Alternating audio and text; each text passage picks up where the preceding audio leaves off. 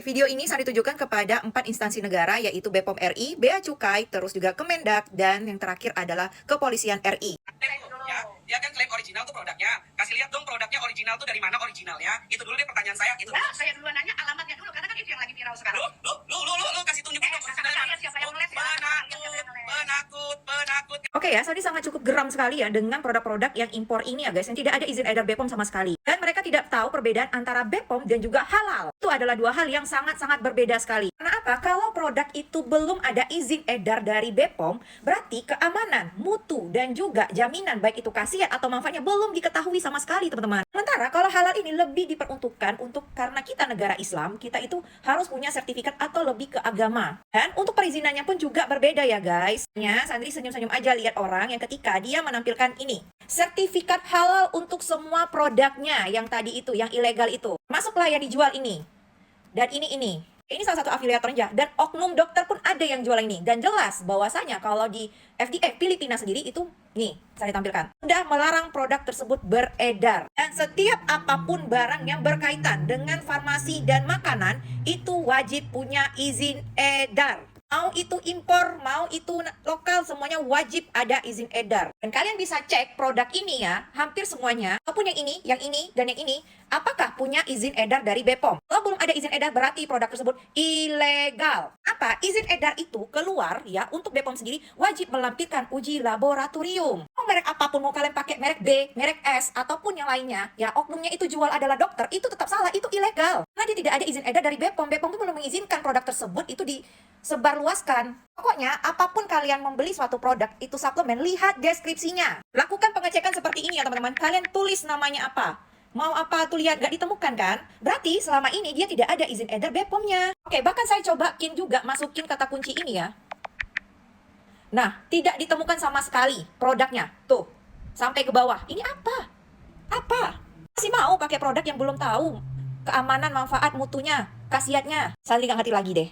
Penandaan ya, kriteria kayak mana tata laksana registrasi suplemen kesehatan itu, baik itu lokal ataupun impor. Terus diperkuatlah dengan peraturan ini ya, peraturan Badan POM nomor 10 tahun 2024 tentang penandaan obat dan bahan alam, obat koersi dan suplemen kesehatan. Di mana kalian bisa lihat sendiri, penandaan adalah informasi lengkap mengenai keamanan, khasiat, manfaat dan cara penggunaan serta informasi lain yang berhubungan dengan produk dicantumkan pada etiket atau brosur yang disertakan kemasan obat, bahan alam, koersi dan juga suplemen kesehatan. Perkuat lagi dengan pasal 5. Kalian lihat di pasal 6 yaitu bagian K, nomor izin edar. Kalian lihat ya pasal 15 tuh ya. Nama alamat pelaku usaha dalam importir yang memperoleh petunjuk atau produsen negara asal wajib mencantumkan penandaan yang bersama dengan nama alamat produsen dari negara asal. Kita cek, ini masuk gak labelnya? Ada nggak izin edarnya di sini?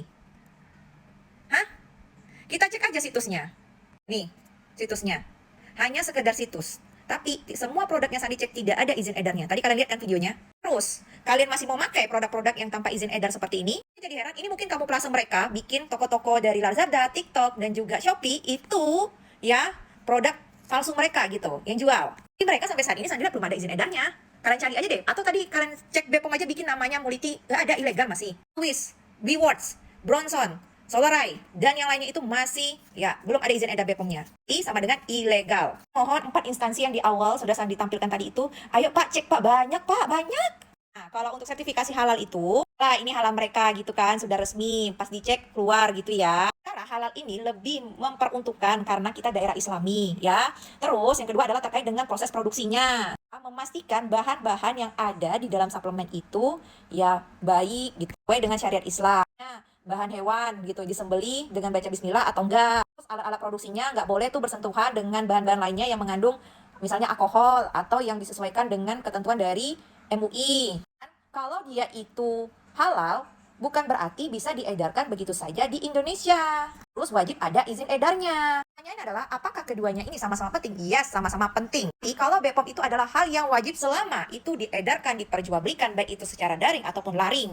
Halal itu bisa menyusul. Sementara pada case ini adalah halalnya duluan, dan ini sudah disebarluaskan. Kan sudah ada yang membeli, bahkan saya lihat ada sampai 10K terjual. Gimana nih tindakannya gitu? Nggak tahu dong keamanannya, terus juga mutunya, khasiat, manfaatnya, nggak tahu kita. Hanya produk tersebut hampir lebih dari 2 tahun berada di Indonesia. Nggak tahu deh gimana nih solusinya. Ya, kalau dari BPOM sendiri, itu punya sanksi-sanksi. Dan juga Kementerian Kesehatan juga punya sanksi. Sudah diatur di bagian penandaan obat tadi ya guys, nomor 10 tahun 2024. Nah, sanksi yang diperuntukkan untuk mereka itu yang tidak ada izin edar atau ilegal adalah seperti ini. Kalian baca aja dari A sampai G.